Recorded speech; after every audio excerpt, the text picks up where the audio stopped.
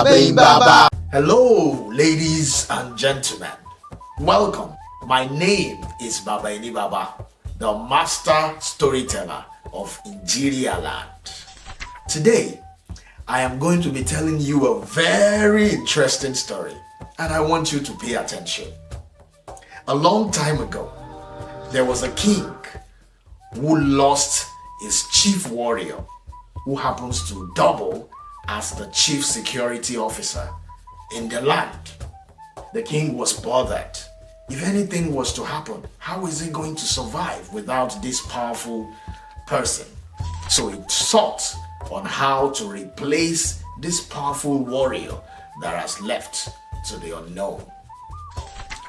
The king consulted with his fellow chiefs and told them, how will I install someone as powerful, as witful as the departed and dead chief security officer? So they came up with a plan. They were going to set up a conquest, invite people from all walks of life, warriors, people, farmers, hunters, whatever they are, and set them to a competition. Whoever wins this competition, this conquest, will be the one given the role.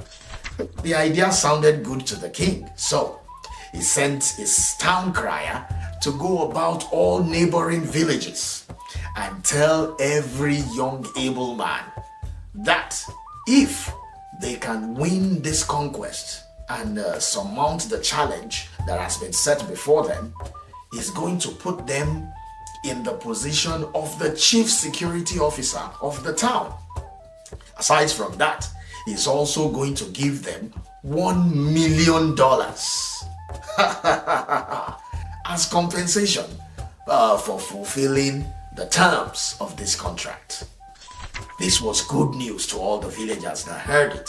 All the brave men in this neighboring town started gathering and picking up their warrior things.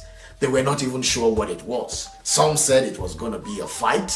Some said it was going to be a contest of wits. Some said it was going to be a food contest. You saw all manner of people with big bellies, muscular people, people who had deficiencies on their bodies, and all manner of people came together.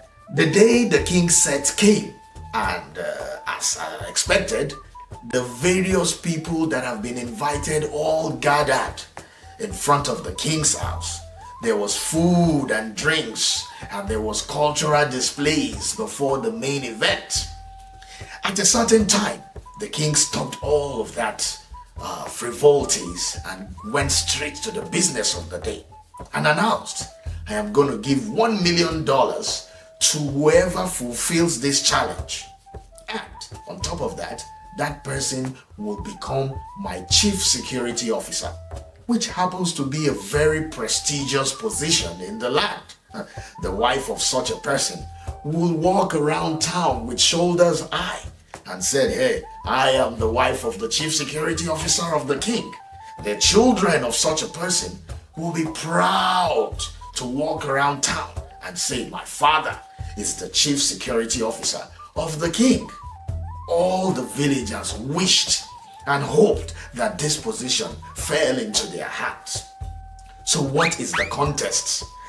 The king ordered his servants to open up a pond 60 meters in length and 40 meters in breadth.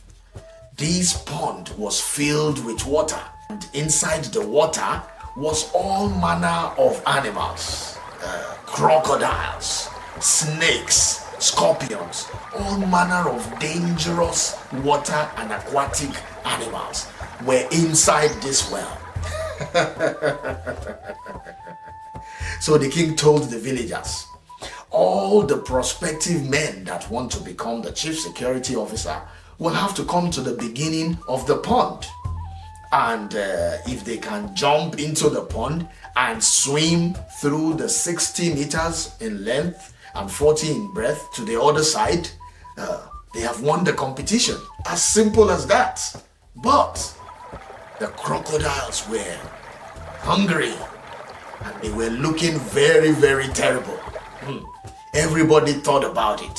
What if I get eaten by these crocodiles? Nobody wanted to try. All the brave men that came with muscles and fighting equipment were all disappointed. Nobody wanted to die because of $1 million and a position. Don't get me wrong, they all wanted it. In fact, they envied it. They were so expectant that they were going to be the victorious person going on with this prize. But the task ahead was a very dangerous one. So, everybody was still talking and rumbling and murmuring about how this is a difficult task, how this is a task that is not possible. Can anybody even do this? The king just wants to feed his crocodiles. All of those discussion and rumor and murmur was going on, and all of a sudden, a young man, boom, jumped into the waters and started swimming frantically. A crocodile opened its mouth. This young man gave it a big punch, stood on the back of another crocodile, dived into the water again, and he kept on swimming. A snake came around and tried to strangle it. It set itself free from the strangles of this snake. Lo and behold, this man was in the middle of the pond, and he kept on swimming. He kept on swimming. He kept on swimming, overcoming all the challenges that came its way. At the end of the day, the man came out on the other side of the pond, and there was a large uproar. Everybody was excited. People were clapping. The chief stood up. The king could not believe his eyes. He was like, wow, this is the kind of bravery that I have been looking for. I think I have found the replacement for my chief security officer. Young man, what is your name? How did you do that?